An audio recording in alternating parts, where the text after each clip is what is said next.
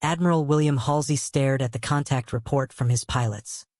Japanese carriers, 4 of them, located 200 miles north of Luzon. It was October 24, 1944. The largest naval battle in history was unfolding across 100,000 square miles of Philippine waters. Halsey had a decision to make. His Third Fleet was guarding San Bernardino Strait, the northern approach to Leyte Gulf, where 130,000 American soldiers were landing under MacArthur's command. A Japanese surface force had already been spotted approaching from the west. Battleships, heavy cruisers, the largest warships Japan had left. But carriers were the prize. Every admiral knew that. Carriers had won Midway. Carriers had turned the Pacific War. And now the Japanese were offering their last 4 flat tops on a platter. Halsey made his choice. He would take every ship north and destroy those carriers. Every battleship, every cruiser, every destroyer, the entire Third Fleet. The strait would be left completely unguarded. The invasion force on the beaches would be exposed to the enemy from the north. Halsey didn't know he was making a mistake that should have ended his career. He didn't know those carriers were empty decoys, bait designed specifically to lure him away. And he didn't know that by morning the men he left behind would be fighting battleships with destroyers. The Japanese called it Operation Shogo, victory. It was their last chance to stop the American advance in the Philippines. The plan was audacious. Vice Admiral Jisaburo Ozawa would take Japan's last 4 carriers north of Luzon and make himself visible to American scouts. His carriers were nearly useless, with only 108 aircraft between all 4 ships. Most of his experienced pilots had been killed at the Philippine Sea 4 months earlier. Ozawa's mission wasn't to fight. His mission was to die. He would sacrifice his carriers to lure the American fleet away from Leyte Gulf. Once Halsey took the bait, the real striking force would slip through unguarded. Vice Admiral Takeo Kurita commanded that striking force. 5 battleships, including the Yamato and Musashi, the largest warships ever built, 6 heavy cruisers, and 11 destroyers. Kurita would transit San Bernardino Strait at night, emerge on the eastern side of the Philippines, and strike the American landing beaches at dawn. MacArthur's 130,000 men would be caught between Japanese guns and the Philippine jungle. The transports and supply ships would be destroyed. It was a suicide mission. But if Kurita reached the Gulf, the sacrifice would be worth it. Everything depended on one man taking the bait. Halsey. He had warnings. His intelligence officer practically begged him to reconsider. Commander Mike Cheek had studied Japanese tactics for years. When reports came in that Kurita's surface force was still advancing despite air attacks, Cheek went to Halsey's chief of staff. "They're coming through San Bernardino," she insisted. He knows the Japanese. He'd played poker with them. They are bluffing with those carriers. The chief of staff told Cheek that Halsey had been awake for 48 hours. The admiral had already overruled the last officer who disagreed with him. The discussion was over. That night, aircraft from USS Independence flew over San Bernardino Strait. They spotted navigation lights. Ships were transiting the passage. The pilots reported Japanese warships moving through the strait. Kurita's force was coming. Halsey dismissed the reports. He was convinced Kurita had been crippled by air attacks earlier that day. His pilots had sunk the super battleship Musashi and claimed hits on multiple other ships. The Japanese were retreating. Halsey believed those navigation lights meant nothing. At 8:22 p.m. on October 24th, Halsey ordered his entire fleet north, every battleship, every carrier, every destroyer. The gate was left wide open. No picket ships, no submarines, nothing. And Kurita's battleships were already approaching the passage. The confusion began with a single message. At 3:12 p.m. on October 24th, Halsey had sent a dispatch announcing his battle plan. Task Force 34 will be formed. The message read. It described a powerful surface force of battleships and cruisers under Admiral Willis that would engage any Japanese ships approaching San Bernardino. Admiral Thomas C. Kincaid, commanding the 7th Fleet at Leyte Gulf, intercepted the message. So did Admiral Chester Nimitz at Pearl Harbor. Both men read it the same way. Task Force 34 had been formed. Lee's battleships were guarding the strait. They were wrong. Halsey had written the message as a contingency plan, what he would do if he needed to form a surface group. The key words were buried in naval jargon. 3 hours later, Halsey sent a clarification. Task Force 34 would only be formed if and when he directed it. The battleships were staying with him. But Halsey sent the clarification by voice radio only. The signal had limited range. Kinkaid's 7th Fleet never received it. Halsey never followed up. He never sent a telegraphic confirmation to Nimitz or Kinkaid. He never explicitly stated that San Bernardino Strait was unguarded. Kinkaid went to sleep that night believing Lee's battleships were protecting his northern flank. Nimitz believed the same thing at Pearl Harbor. Neither man knew the strait was wide open. Neither man knew Kurita's force was about to pass through. The largest warships in the world were bearing down on men who didn't know they were coming. At 3 a.m. on October 25, 1944, Kurita's center force passed through San Bernardino Strait, 23 warships in a single column. No opposition. Kurita couldn't believe it. His officers had expected American battleships waiting to cross their path. They had expected submarines lurking at the choke point. They had expected aircraft overhead at first light. There was nothing. The strait was empty. Yamato led the way. 72,000 tons of armored steel, 98.1-inch guns that could fire shells weighing 3,200 pounds over 25 miles, the most powerful warship ever built. Behind Yamato came the battleship Nagato, then the fast battleships Kongo and Haruna. 6 heavy cruisers bristling with 8-inch guns, 2 light cruisers, and 11 destroyers followed. By dawn, Kurita's force had cleared the strait and turned south toward Leyte Gulf. The American landing beaches were 60 miles away. MacArthur's supply ships and transports sat unprotected. Between Kurita and those beaches stood only one thing: a handful of escort carriers and destroyers that weren't supposed to fight battleships. They were designated Task Unit April 3, 77. The sailors called themselves Taffy 3.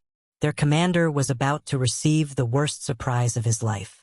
Rear Admiral Clifton Sprague was drinking coffee on the bridge of his flagship, Fanshawe Bay, when the first report came in. It was 6:47 a.m. One of his pilots had spotted a Japanese surface force 20 miles northwest. Pagoda-mast battleships. Sprague thought it was a mistake. It had to be Halsey's Task Force 34. The pilot had misidentified friendly ships. Then the second report came in, rising sun flags. These were Japanese warships. Sprague looked through his binoculars. Pagoda-style superstructures were visible on the horizon. Masts that belonged to battleships. Japanese battleships. For a moment, there was only silence on the bridge, the kind of silence that comes when men realize they are already dead. He felt the blood drain from his face. His task unit consisted of 6 escort carriers, small, slow ships with thin hulls and a single 5-inch gun each. They were designed to provide air support for ground troops, not fight warships. His screen consisted of 3 destroyers and 4 destroyer escorts, tin cans with 5-inch guns facing 18-inch naval rifles. Sprague did the math instantly. His fastest ship could make 18 knots. Yamato could make 27. He couldn't outrun them. His biggest guns were pop guns compared to Yamato's 18-inch rifles. He couldn't outfight them. At 6:58 a.m., the Japanese opened fire. Sprague watched in horror as colored geysers erupted around his ships. Red, green, yellow, blue. The Japanese were using die-loaded shells to help spot their fall of shot. Each ship used a different color. The splashes were beautiful and terrifying. The shells were the size of Volkswagens, and they were getting closer. Commander Ernest Evans didn't wait for orders. The moment Japanese shells started falling, he turned USS Johnston toward the enemy fleet and rang up flank speed. Evans was Cherokee and Creek, born in Pawnee, Oklahoma. When Johnston was commissioned a year earlier, he had told his crew exactly what kind of ship this would be. "This is going to be a fighting ship," Evans had said. "I intend to go in harm's way. Anyone who doesn't want to go along had better get off right now." Now he was proving it. Johnston charged alone toward 4 battleships, 6 heavy cruisers, and 11 destroyers, 1 destroyer against 23 warships. Evans closed to within 10,000 yards of the heavy cruiser Kumano and fired 10 torpedoes. At least one struck home. The explosion blew off Kumano's bow and knocked her out of the battle. Johnston had drawn blood, but now every Japanese gun was turning toward her. She shouldn't have lasted 5 minutes, but she wasn't fighting alone. The other destroyers followed Johnston into the attack. Hull and Heermann charged the Japanese line. The tiny destroyer escorts joined them. Lieutenant Commander Robert Copeland commanded USS Samuel B. Roberts, a destroyer escort half the size of a real destroyer. His ship had 2 5-inch guns facing battleships with 18-inch rifles. Copeland gathered his crew on the fantail before the attack. His words were simple and devastating. "This will be a fight against overwhelming odds," he told them. "Survival cannot be expected. We will do what damage we can." Then Samuel B. Roberts charged a heavy cruiser at point-blank range. The Japanese cruiser Chokai couldn't depress her guns low enough to hit the tiny destroyer escort racing alongside her. Samuel B. Roberts pumped 5-inch shells into Chokai's superstructure at ranges where the crews could see each other's faces. For nearly an hour, the American destroyers and destroyer escorts performed the impossible. They laid smoke screens to hide the carriers. They made torpedo runs against ships 10 times their size. They drew fire that would have sunk the escort carriers in minutes. The Japanese formation broke apart in confusion. Kurita's carefully planned attack dissolved into a chaotic melee as his ships maneuvered to avoid torpedoes and engaged individual American destroyers. The tin cans were buying time, but the price was terrible. By 8 a.m., the battle had become a nightmare of smoke, shellfire, and dying ships. The American destroyers were being torn apart. USS Hull took over 40 hits. Her bridge was destroyed, her engine rooms flooded. She went down with most of her crew still aboard.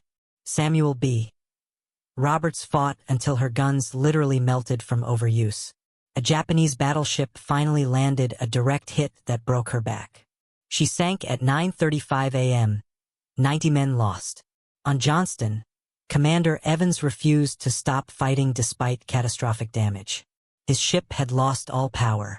Sailors were turning the rudder by hand while Evans shouted steering orders through an open hatch. He ordered his gunners to engage a cruiser closing on the escort carrier Gambier Bay. "Draw her fire onto us and away from the carrier," Evans commanded. Johnston was hit again and again.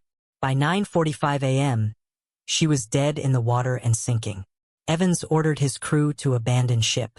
As Johnston went down, a Japanese destroyer passed close aboard. The American survivors in the water watched in astonishment as a Japanese officer appeared on deck, saluting the ship that had fought so hard. Evans was last seen on Johnston's deck, still giving orders. His body was never recovered.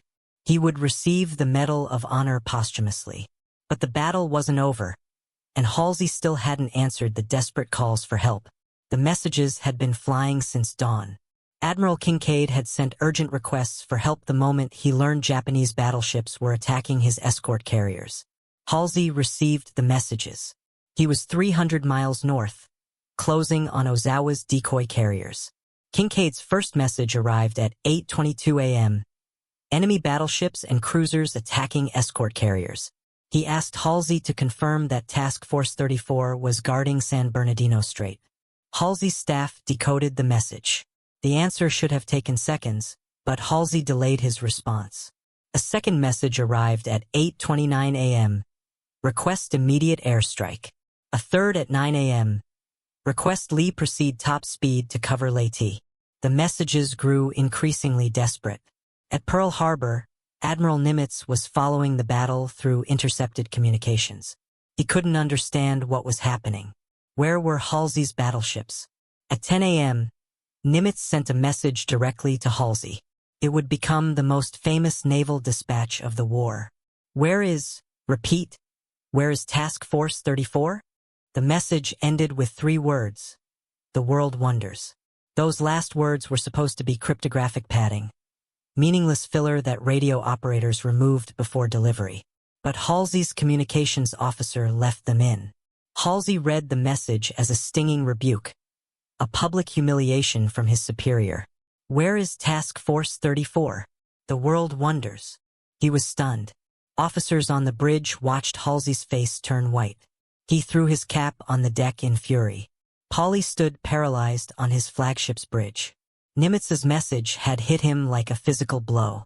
His chief of staff, Rear Admiral Robert Kearney, watched Halsey stand motionless for nearly a minute. The admiral who had chased the Japanese across the Pacific was frozen. Kearney grabbed Halsey by the shoulders and shook him. "Stop it!" Kearney shouted. "What the hell's the matter with you? Pull yourself together." But Halsey couldn't decide what to do. His fleet was closing on Ozawa's carriers, the target he had come north to destroy. Turning back now meant abandoning the attack. For almost an hour, Halsey did nothing while Taffy 3 fought for its life 300 miles to the south. His staff urged him to send his battleships back. He hesitated. He delayed. He agonized. Finally, at 11:15 a.m., Halsey ordered Task Force 34 to turn south. Admiral Lee's battleships reversed course and headed back toward San Bernardino Strait at maximum speed. They were too late. By the time Halsey made his decision, the battle off Samar was already over. Kurita had withdrawn, not because of Halsey's return. He didn't know Halsey was coming. The Japanese admiral had lost his nerve. Kurita had convinced himself he was facing a major fleet, not a handful of escort carriers. The ferocious attacks by the American destroyers had confused him. He thought he was engaging the main body of the American Third Fleet. At 9:25 a.m., with Leyte Gulf within his grasp, Kurita ordered his fleet to turn around and retreat through San Bernardino Strait. He never reached the landing beaches. The 130,000 American soldiers survived because destroyers fought like battleships, and a Japanese admiral lost his nerve. Taffy 3 had survived, but the cost was staggering. 2 destroyers sunk, Johnston and Hull. 1 destroyer escort sunk, Samuel B. Roberts. 1 escort carrier, Gamber Bay, sent to the bottom by Japanese gunfire. Another, St. Lo, destroyed by the first organized kamikaze attack in history. Over 1,500 American sailors were dead or missing. Hundreds more were wounded. The survivors floated in oil-slicked waters for 2 days. They had no water. They had no shade from the tropical sun. And they were not alone. Survivors reported seeing fins cutting through the water. Men who had survived the battle were pulled under one by one, screaming for help that wasn't coming. They watched ships appear on the horizon only to turn away because they didn't see the tiny heads bobbing in the swell. They had been abandoned twice. First by the fleet that left them unguarded, and now by the rescue ships that didn't know where to look. It was a victory that should never have been necessary. The greatest naval battle in history had been won not by careful planning, but by the suicidal courage of men in hopelessly outgunned ships. But the strategic victory didn't erase the command failure. Halsey had abandoned his post. He had chased a decoy while his own fleet was being slaughtered. The question now was, what would happen to him? Admiral Ernest King was the most powerful man in the United States Navy. As Chief of Naval Operations, he answered only to the President. His word was law. In December 1944, while many of those survivors were still in burn wards, shivering from the shock of their ordeal, Halsey flew to a warm office in Washington to meet with King. Everyone in the Navy knew what was coming. The monumental blunder at Leyte Gulf had nearly caused a catastrophe. King looked at Halsey across his desk. The meeting was brief. "You got a green light on everything you did," King told him. "No reprimand, no investigation, no consequences." Halsey walked out of that office with his career not only intact, but protected at the highest level. The public never learned how close Leyte Gulf had come to disaster. Newspapers reported a great American victory. Halsey remained a national hero, the aggressive admiral who had avenged Pearl Harbor. But inside the Navy, everyone knew what had happened. Nimitz was privately furious. Kincaid had watched his escort carriers get slaughtered while Halsey chased empty flat tops 300 miles north. The men of Taffy 3 knew most of all. They had lost friends because their cover had vanished, and nothing happened to him. The question was why. Halsey was untouchable because he was the most famous admiral in America. When Pearl Harbor was attacked, Halsey had been at sea with the carrier Enterprise. He returned to find the Pacific Fleet in ruins. His reaction became legend. His most famous slogan was plastered on billboards across the Pacific. "The Japanese language will be spoken only in hell." The quote was everywhere. Newspapers printed it, radio broadcast it. Americans who felt helpless after December 7th finally had someone who sounded like a fighter. Halsey became the face of naval vengeance. Bull Halsey, the press called him, the admiral who would make Japan pay. By 1944, his photograph had appeared on magazine covers dozens of times. He was a brand as much as a commander. Firing Halsey would have required explaining to the American public why their hero had nearly lost the Battle of Leyte Gulf. It would have meant admitting that the Navy's most aggressive admiral had been tricked by a Japanese decoy. The command structure protected him, too. The Pacific War was run by two separate empires, the Navy under Nimitz and the Army under MacArthur, which barely communicated with each other. Neither service wanted to give the other ammunition for post-war budget battles. MacArthur privately told his staff that Halsey should be relieved, but publicly he defended him completely. Nimitz couldn't criticize Halsey without exposing the Navy's internal conflicts. King understood all of this perfectly. The Navy needed Halsey's reputation more than it needed accountability. The public wanted heroes, not inquiries. So King gave Halsey a green light. The mistakes at Leyte Gulf would be quietly buried. But Halsey wasn't done making catastrophic decisions. 7 weeks after Leyte Gulf, Halsey sailed his fleet directly into Typhoon Cobra. It was December 17, 1944. Weather reports had warned of a major storm forming in the Philippine Sea. Halsey's meteorologists urged him to change course. Halsey ignored them. He was focused on refueling his destroyers for upcoming operations. He refused to believe the typhoon would be as severe as predicted. He was catastrophically wrong. Typhoon Cobra struck with winds exceeding 100 knots. 3 destroyers, Hull, Monaghan, and Spence, capsized and sank. 790 sailors drowned. 146 aircraft were destroyed or swept overboard. A court of inquiry investigated. The verdict was damning. Halsey bore primary responsibility for the losses. Nimitz wrote an endorsement stating Halsey had shown gross stupidity. But Admiral King intervened again. He modified Nimitz's endorsement, protecting Halsey from formal censure. No punishment. No relief from command. 3 destroyers gone. 790 men dead. Nothing happened. Incredibly, 5 months later, he did it again. In June 1945, Halsey sailed into another typhoon off Okinawa. 6 ships were heavily damaged. The cruiser Pittsburgh had her entire bow torn off. Another court of inquiry was convened. Another finding placed the blame squarely on Halsey. Nimitz wanted Halsey removed from command. King refused. The Navy couldn't afford the embarrassment with the war almost won. Between Leyte Gulf and the 2 typhoons, Halsey's decisions had cost the Navy 7 warships and nearly 1,500 men.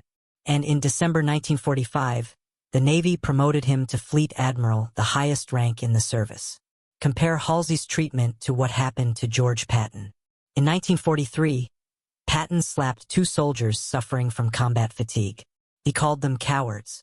He threatened to shoot them. The incidents were ugly. They violated military regulations. But no one died because of what Patton did. Patton was relieved of command for nearly a year. He was publicly humiliated. He was forced to apologize to every division in his army. His career almost ended. Halsey, by contrast, left an entire invasion force exposed. He ignored intelligence. He sailed blindly into 2 typhoons. He lost 7 ships and nearly 1,500 sailors through errors that courts of inquiry explicitly blamed on him. Patton slapped soldiers. Halsey got sailors killed. Patton was punished. Halsey was promoted. The difference wasn't about accountability. It was about institutional protection. King decided the Navy needed Halsey more than it needed justice. So justice was sacrificed. The men who died at Samar and in the typhoons became acceptable losses. Their deaths were quietly buried under press releases about victory and heroism. This is what institutional protection looks like. This is what happens when a man becomes too famous to punish. In 2021, explorers found the wreck of USS Johnston at 21,180 feet beneath the Philippine Sea. It was the deepest shipwreck ever discovered. The hull number 557 was still visible on her stern. Commander Ernest Evans was still down there somewhere, entombed in his ship, still on patrol at 20,000 feet. A year later, they found USS Samuel B. Roberts even deeper, 22,621 feet down. Lieutenant Commander Copeland's ship had settled into the darkness of the Philippine Trench. The men of Taffy 3 received the Presidential Unit Citation. Evans received the Medal of Honor. Their sacrifice is remembered as one of the greatest last stands in naval history. But the man who put them in that position faced no consequences. Halsey lived until 1959, celebrated as a hero. He wrote his memoirs. He appeared at ceremonies. Admiral Nimitz called the survival of Leyte Gulf nothing short of special dispensation from the Lord Almighty. He was right. Taffy 3 survived because destroyers charged battleships. Because escort carriers launched planes with empty bomb racks. Because men like Evans and Copeland decided that if they were going to die, they would die fighting. They didn't survive because of Halsey, they survived despite him.